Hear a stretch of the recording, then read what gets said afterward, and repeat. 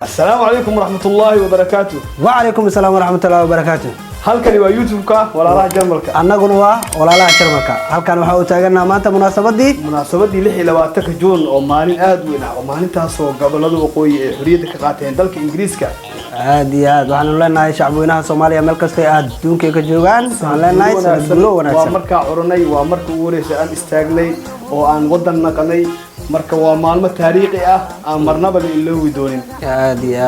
iyo aad maanta kale to ma ahan maalin lagu soo koobi karo adduunka waayo farxadeena waa hee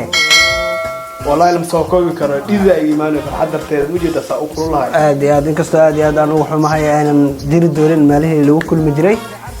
coronavirus leeyahay aad laakiin ka yeelimeen annaga hadii aynu nahay shacabka Soomaaliyeed waxa ka weyn qarannimadeena ayaa ka weyn cudurkaas inkastoo cudurka Ilaahay uu keenay qofku alla doono oo ku dhacay cudurkaas sidaa darteed marka maadaama dhanka fankan adaa igaaga fiican abwaan adaa xogaayar markii loo dhinaca abwaan saafarayn ina kasii su'aal waxay soo wadani ودني ما جرت أنا يتاكسون قرنا كلنا عوالم كتور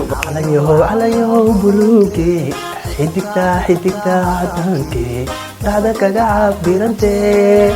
عسكي حريتي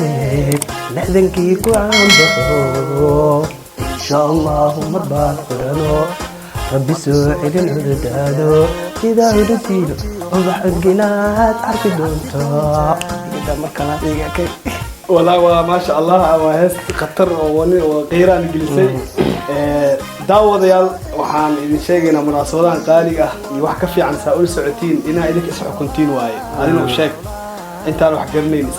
subscribe like share comment fadlan kabalka forosi aad u daawato muuqaal walba aan soo gelino YouTube keena walaalaha Jarmalka waa baahdi walaalaha Jarmalka oo idin leh iyo nabadgeliyo